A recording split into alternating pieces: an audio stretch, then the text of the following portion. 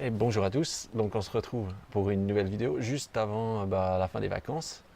Là on est samedi et comme demain dimanche en fin de journée il faut que je publie une vidéo et donc je la prépare maintenant. Du coup 2 semaines de vacances ça passe super vite. Il me semble que c'était hier que je commençais les vacances. Et qu'est-ce que j'ai fait pendant ces vacances? Rien de trop de spécial. En indirect, en gros, j'ai glandé par là. Et, euh, et bien sûr, j'essaie de garder quand même un petit peu de contact avec tout ce qui est la partie commerce en ligne et tout ça. Sauf que j'ai pas touché vraiment à mon ordi, j'ai pas trop regardé mon Twitter, j'ai pas regardé les réseaux sociaux et tout ça. Et ça fait un peu de bien de pas toujours être sur ces trucs parce que finalement, sinon, on commence à tilter la carte. Et du coup, ce que j'ai fait, c'est que à la place, j'ai acheté quelques livres. Et aujourd'hui, on va en voir juste un que j'ai déjà regardé et j'ai déjà fait un petit résumé du truc. Alors, le livre en question, c'est Augmenter le trafic de son blog. Ah, ok. Et j'ai vu ce livre, j'ai dit, ah, il a l'air stylé. Là, j'ai dit, je le prends. Euh, Surtout que finalement, je pense que c'est une stratégie aujourd'hui qui est intéressante, c'est viser pour avoir du trafic, effectivement, qu'on ait un blog, un site de contenu, etc. Ce qu'on cherche à faire, effectivement, c'est augmenter le trafic de son blog. Et vous voyez, c'est qui c'est qui a fait ça? Attention, parce que là, alors c'est Florence Tran, j'espère pas que j'écorche tout le nom là. Augmenter le trafic de son blog. Donc un livre bien sympa. Alors qu'est-ce que j'en ai retenu, hein? Attention, prise de notes. Regardez, c'est un nouveau carnet boîte à sardines, ouais, que j'ai trouvé chez Tiger à Lausanne. C'est un petit truc, c'est un petit boutique où ils vendent des trucs pas chers. Alors ça c'est mon nouveau carnet. Enfin bref, maintenant j'achète des carnets pour noter tout et n'importe quoi. Et j'ai noté justement un petit résumé du livre. Le livre il est assez facile à lire parce qu'il y a quoi? Il y a 108, ouais, 200 pages environ. Et ça se lit très, très facilement. Ah, la première chose en fait que, que j'ai noté dans ce livre, c'est si vous faites un blog, un site de contenu, ça sert à rien de le faire pour le trafic. Et ouais, parce que la base de tout ça, en fait, il faut vraiment être passionné pour réussir à drainer un trafic. Si vous n'êtes pas passionné, sincèrement, je doute que vous puissiez vous arriver. Et ça, c'est bien dit dans le livre, quoi. Il faut être passionné de quelque chose. Faire un blog, si vous n'êtes pas passionné, j'ai envie de dire, c'est mort d'avance, quoi. C'est ça. Et ce qu'il y a de bien dans ce livre, c'est qu'en fait, il y a une thématique. Par exemple, il y a voilà. Par exemple ici, vous avez par exemple une question qui est démarquez-vous. Voilà, démarquez-vous. Et à la fin en fait de la thématique, c'est écrit voilà, à vous de jouer, demandez à votre entourage le plus proche comment il vous perçoit et essayez d'intégrer ces traits de personnalité à votre blog. En fait, si vous voulez, il y a à chaque fois un petit questionnaire à la fin qui demande justement comment vous pensez appliquer cette méthode sur votre blog. De toute manière, ça vous permet de vous poser des questions et de noter, de répondre aux questions pour que justement vous puissiez mettre en place votre stratégie. Alors ça c'est bien, parce que ça ne vous met pas juste le texte et puis ça vous dit allez maintenant c'est fini. Là vraiment, vous avez à chaque fois les questions à la fin pour justement vous sensibiliser et vous donner, on va dire, ça vous prend un peu par la main puis ça vous oblige à rédiger du contenu. Attention, il y a une petite bestiole là. Donc voilà. Euh, Deuxième point très important, enfin bref, c'est être intéressant. Un blog, il faut être intéressant, donc il faut sortir quelque chose qui a de la valeur. Et ça, c'est toute la difficulté, être intéressant. Euh, Avoir quelque chose à dire. Et je pense que être intéressant, c'est ne pas plaire à tout le monde. Ça, c'est une valeur aussi très, très importante. Le nom de domaine, un nom de domaine simple et parlant. Moi, des fois, je vois des clients qui ont des noms de domaine. Il y a deux traits d'union. Ils ont trouvé un nom un peu drôle, mais en fait, il n'y a qu'eux qui connaissent le nom. Il faut quelque chose qui soit simple à écrire et puis qui soit vraiment facile à mémoriser. Euh, un point très très important aussi, c'est de développer sa personnalité. En même temps c'est assez logique. Les gens qui lisent un blog, ils veulent une personnalité. Si c'est pour créer du texte, vous savez, euh, vous avez peut-être vu dans un de mes autres articles, j'ai dit, ok, on peut créer du contenu à Madagascar, parce que c'est du contenu qui coûte pas cher. Mais est-ce que les gens ont envie de lire du contenu créé à Madagascar? Sincèrement, non. Et je pense que les gens, ils ont envie. C'est mieux de plaire à un petit segment et intéresser des gens plutôt que d'essayer de tabler, faire satisfaire tout le monde et puis d'intéresser personne. Le truc, c'est que c'est difficile aujourd'hui dans notre société, c'est d'affirmer une personnalité et de ne pas plaire à tout le monde. Et ça, c'est dur. Parce que vous avez des critiques, vous avez des gens qui vous diront c'est n'importe quoi, il y a des gens qui vont vous critiquer de manière totalement ouverte, et ben, à le faire accepter ça, c'est toujours un peu difficile. Voilà. Donc du coup, il faut travailler cet aspect de votre personnalité. Chacun a une personnalité, mettez en avant votre personnalité. Sans ça, je pense que le blog va avoir beaucoup de peine à attirer du trafic. La qualité justement des images, aussi, ça c'est important parce que si vous mettez des images n'importe comment et puis que le cadrage est mal fait, ça veut dire des images déformées, c'est des petites choses. Je veux dire, regardez bien votre template, si vous utilisez un template pour votre blog, avec des images bien dimensionnées, qui correspondent bien à la bonne dimension, puis qui ne soient pas pixelisées, etc. Pour que justement ça donne une bonne présentation. Donc la qualité des images, si vous n'avez pas assez d'argent pour acheter des images, allez sur une banque d'images gratuite, prenez de belles images, détournez peut-être le contexte de l'image pour pouvoir se servir de l'illustration et justement intégrer ces images de manière propre et cadrez-les correctement. C'est important. C'est-à-dire qu'ils soient redimensionnés, tous de la même forme, quelque chose d'uniforme. Au niveau de l'ergonomie, essayez justement de respecter les codes classiques, ça veut dire un logo en haut à gauche ou en haut au centre, une mise en page aérée, qui soit justement responsive, hein, ça c'est important, bien compatible avec les tablettes, mobiles, etc. Et qui soit forcément rapide, c'est toujours un plus. Autre point très important, c'est si vous avez un blog, vous devez avoir une interaction avec les commentaires. Il ne faut pas dire ok, ils vont commenter.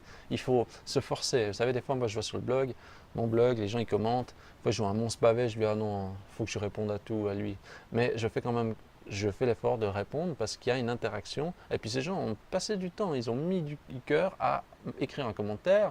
Donc il faut apporter une réponse. Et quand vous avez des gens qui viennent de l'extérieur sur votre site, ils vont voir, ils vont dire tiens, ah, il y a interaction, c'est pas un site qui est mort. Des fois, il y a des sites de blog, vous voyez, il y a des commentaires, mais il n'y a personne qui a répondu. Il faut créer l'interaction, il faut que les gens ils sachent que s'ils postent quelque chose, vous allez leur répondre. Et ça motive aussi les gens à poster pour la suite. Alors là, il y a un point aussi, c'est la qualité des articles. Donc, ils disent de miser plutôt sur la qualité, plutôt sur la quantité. Je suis assez partagé dans ce sens où des fois, ils disent ok, il faut faire des articles qualifiés de 2000 mots, 3000 mots. Moi, techniquement, si on me dit fais un article de 2000 mots, je vais avoir de la peine. Moi, je préfère faire des articles entre 500 et 1000 mots à peu près. Là, je sais que j'arrive à les sortir régulièrement. Et je préfère multiplier les publications. Là, j'en fais 3 par semaine. Je préfère être 3 par semaine entre 500 et 1000 mots que de faire un article de 3000 mots par semaine ou un article de 3000 mots chaque 2 semaines. Parce que ça correspond mieux à ma stratégie. Après, en termes de référencement, etc. Là, il n'y a pas une science exacte pour le volume, mais c'est sûr que si vous avez un volume de 3000 mots que vous abordez une thématique, vous risquez de tout ratiboiser sur votre chemin, et donc forcément après vous allez avoir un article tellement de haute qualité que finalement pour faire mieux, quelqu'un va devoir faire un très très gros contenu pour vous égaler. Le problème de ça, c'est que moi des fois je vois, si je vais sur je parle pour moi, hein, sur des contenus des fois de 3000 mots, au bout d'un moment, mais je sature. Moi, j'aime bien quand c'est très succinct et rapide à mettre en place. Vous voyez, moi, j'aime bien les techniques à la MacGyver. Dire, ok, on fait très court, on vous explique le raccourci et puis on vous donne les valeurs importantes. Ça, c'est ma stratégie, j'aime bien ça. Le titre du billet, bien sûr, le titre du billet est toujours très important. Il faut mettre un titre avec le mot-clé important dedans. Oui, si vous parlez d'un article de chaussures, ou si vous parlez d'un article de montre, ou je sais pas, d'un collier, etc., il faut qu'il y ait le terme collier dedans. Sinon, forcément, la pertinence de la page, la pertinence au niveau des résultats va être altérée. Donc il faut un titre qui correspond. Mais ça semble assez logique. Aussi, justement, la mise en page, il faut qu'une mise en page soit propre. Des fois, je vois des mises en page de blog qui sont complètement déformées. Faites simple. Un titre tout au sommet, avec l'image, des sous-titres, éventuellement une ou deux images dans le corps de la page et avec une légende dessous. Respectez toujours bien les dimensions, qu'elles soient justement cohérentes. La régularité, bien sûr, toujours publier de manière régulière et alterner les sujets pour que la longue traîne soit abordée, qu'il soit mise en place, si vous voulez. La longue traîne, c'est la partie des résultats. Je vais résumer. En gros, vous avez quelques mots très, très pertinents dans Google quand vous faites une recherche sur n'importe quelle thématique, donc des termes mots-clés très populaires. Ces mots-clés très populaires représentent le 20% du trafic. Le 80% du reste, donc le 80% du trafic restant, c'est la longue traîne. Ça veut dire tous les mots connexes, tous les mots en fait, qui sont moins populaires représentent 80% du trafic. Donc c'est pour ça que quand par exemple moi je fais un article sur PrestaShop, un article sur les templates, un article sur mettre en place un blog, un article sur créer son site d'e-commerce, etc. C'est pas toujours sur PrestaShop, mais c'est sur des termes aussi connexes. Et du coup, ces termes connexes font partie de la longue traîne. Donc je ne base pas que par exemple sur les termes principaux, je base aussi sur des termes complémentaires. Ça c'est intéressant. Anticiper les idées et planifier. Qu'est-ce que j'ai mis là? Anticiper les idées. Ouais, anticiper les idées, ça c'est important. Il faut que vous ayez toujours une réserve d'idées à mettre de côté pour créer ça sur des articles sur votre blog. Parce que si vous devez chaque jour dire, enfin chaque jour, à chaque X jours, vous dire ok, il faut que je trouve une nouvelle idée, etc., ça va être difficile. Et comment trouver de nouvelles idées? Moi ce que je conseille, moi je le fais comme ça, c'est je suis un peu sur les réseaux sociaux, je fais un peu de la veille, je suis abonné à ceux qui retweetent du contenu sur ma thématique et je regarde des choses qui m'intéressent. Mais aussi, puis du coup, après, je dis, ah, ça peut être intéressant, ça, j'ai peut-être envie de développer, ça, j'ai envie d'en parler. Mais par exemple, comme vous voyez, je lis un livre, je dis, ah, tiens, il y a des trucs cool là-dedans. Mais avec un livre comme ça, je peux en sortir 50 des sujets. Il suffit juste, en fait, de regarder un morceau et dire, ah, tiens, regardez, je prends au hasard, regardez, je fais le test en live, bim. Principe numéro 3, créer du contenu de qualité. Je peux faire un sujet sur créer du contenu de qualité. Comment créer du contenu de qualité? Des bases, 10 pistes pour créer du contenu de qualité. Je fais la même chose, hop là, tac. Qu'est-ce qu'on a là? Suivre les statistiques avec son blog, comment on fait? Voilà. Vous voyez, c'est très simple. Mais ce qui est important, c'est qu'il faut mettre en place le mécanisme qui se dit, ok, ah, ça peut être un sujet, ah, ça peut être un sujet, ah, ça peut être un sujet, etc. Et ça va vous aider, quoi. Vous voyez, dans ce nouveau calepin, je note, tout à coup je me dis, ah, il y a peut-être une idée que je pourrais en parler, faire un autre sujet en plus du livre, mais qui est là-dedans déjà, je note. Voilà, c'est tout simple, mais une fois que vous avez l'automatisme en place, ça fait tout seul. Le plus dur, c'est de mettre en place l'automatisme et se dire, est-ce qu'il y a une idée là? Est-ce que ça peut être exploitable? Et après, ça va tout seul, c'est ça. Qu'est-ce qu'on peut faire d'autre? Organiser des petits événements à travers son blog, que ce soit des concours, que ce soit des événements même entre interblogueurs, ça veut dire des billets croisés, ou des billets, par exemple, plusieurs blogueurs créent un billet sur une thématique. Ça, c'est déjà plus dur à mettre en place, hein. Mais si vous êtes plusieurs blogueurs sur la même thématique, vous faites un billet croisé ou un billet orchestré, je ne sais pas exactement comment on appelle ça, mais en gros, vous êtes plusieurs à créer un billet sur la même thématique et chacun renvoie des liens vers les autres, quoi. Donc faire des liens interblogueurs, faire des liens entre blogs. Ne plaisez pas à tout le monde, ça c'est tellement important. Acceptez de ne pas plaire à tout le monde. Si vous plaisez à tout le monde, vous n'allez jamais capter une audience, quoi. Ça c'est comme si vous voulez pas plaire à tout le monde, faites comme les entreprises. Faites un contenu plat que tout le monde ne va pas lire, quoi. Exactement ça, quoi. Les contenus des entreprises, mais ils sont tellement horribles et inintéressants, quoi. Il faut tout censurer, il faut rien dire, c'est tout interdit, il faut plaire à tout le monde. Aujourd'hui, si vous voulez exister, il faut accepter la critique, quoi. Soyez vous-même, tout simplement.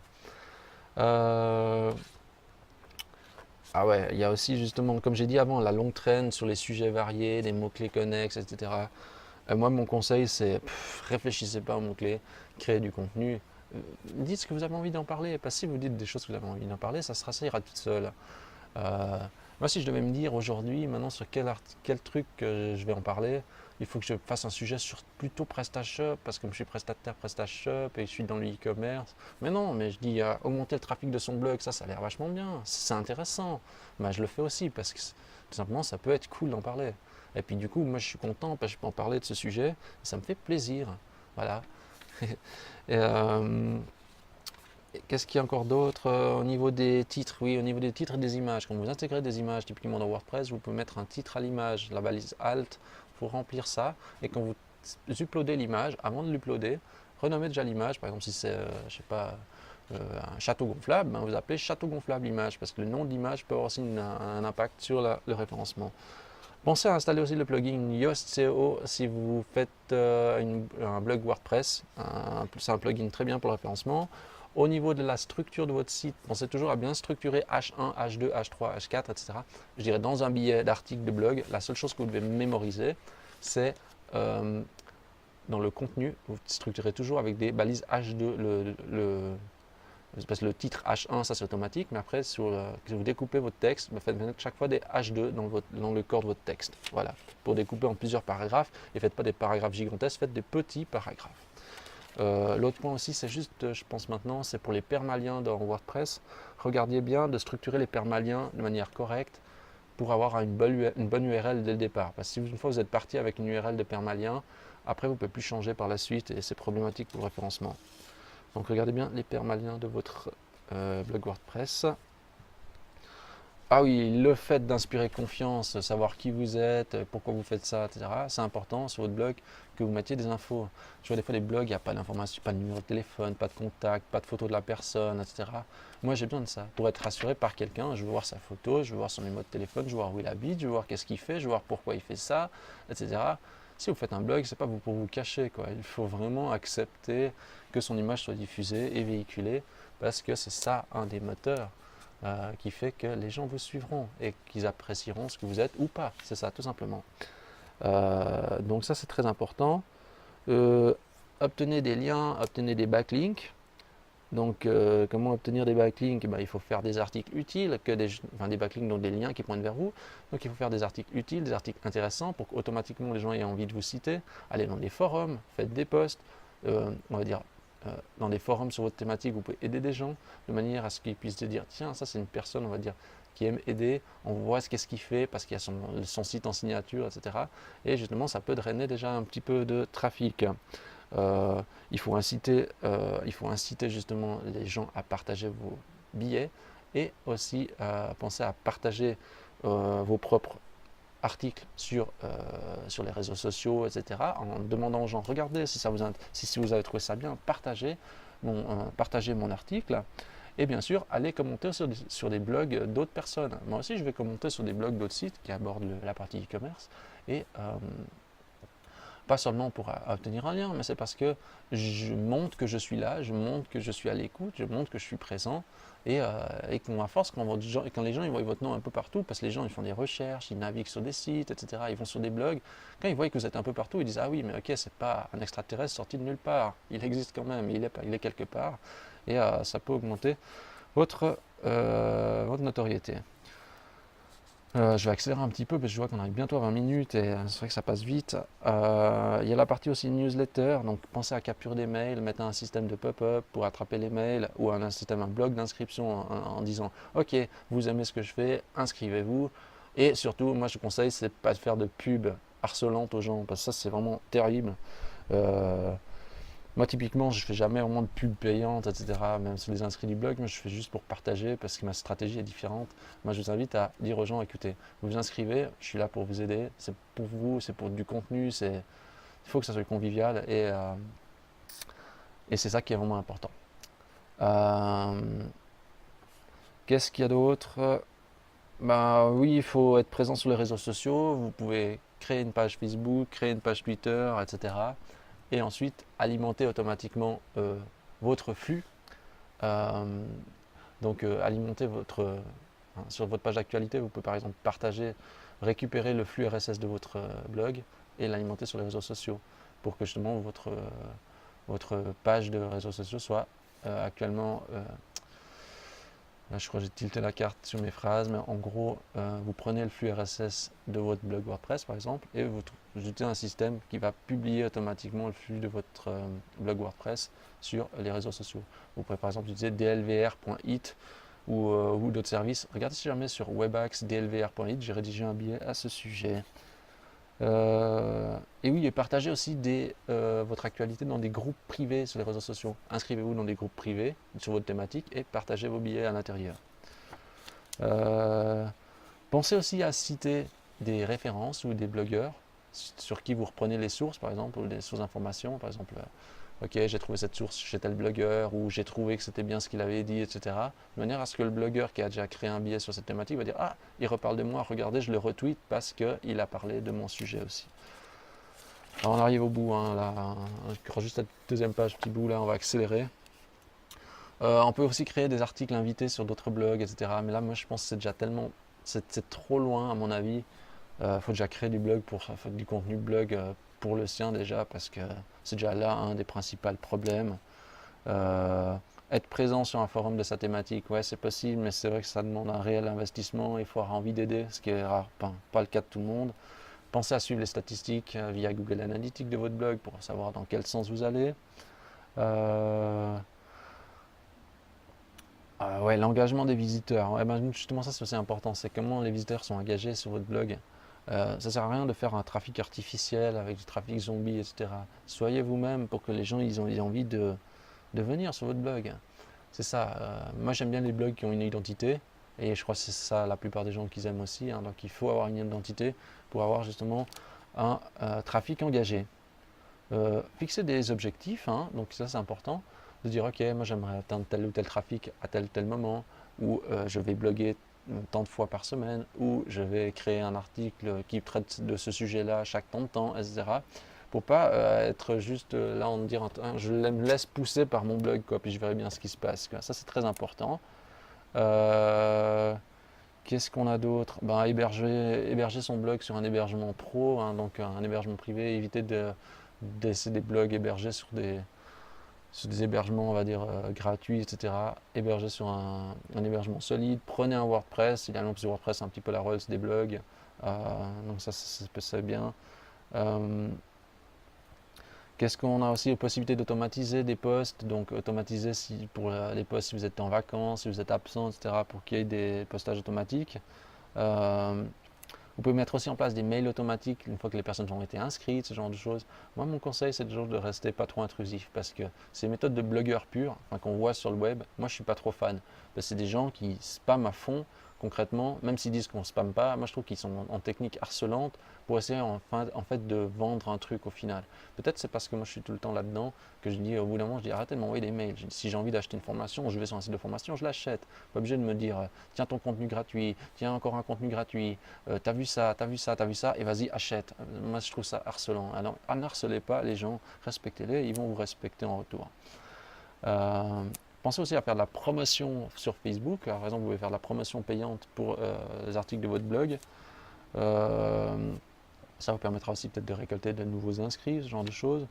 Bon, moi, je suis pas fan justement d'essayer de monétiser un blog, etc. Moi, je pense qu'il faut faire ça de manière indirecte. Il faut laisser ça aux blogueurs qui veulent vendre des formations PDF, ce genre de choses. Le blog, ça doit être un apporteur de trafic, un apporteur de notoriété, et construire en fait votre réputation. C'est ça. On peut faire du retargeting avec des bannières de blog ou des incitations enfin des bannières que vous avez qui s'affichent sur d'autres sites. Par exemple, une fois que la personne a été sur votre site, même si elle est à l'extérieur après, vous pouvez faire des bannières qui vont justement inciter la personne à cliquer sur les bannières pour être redirigée vers des pages de votre blog ou ce genre de choses via Google AdWords.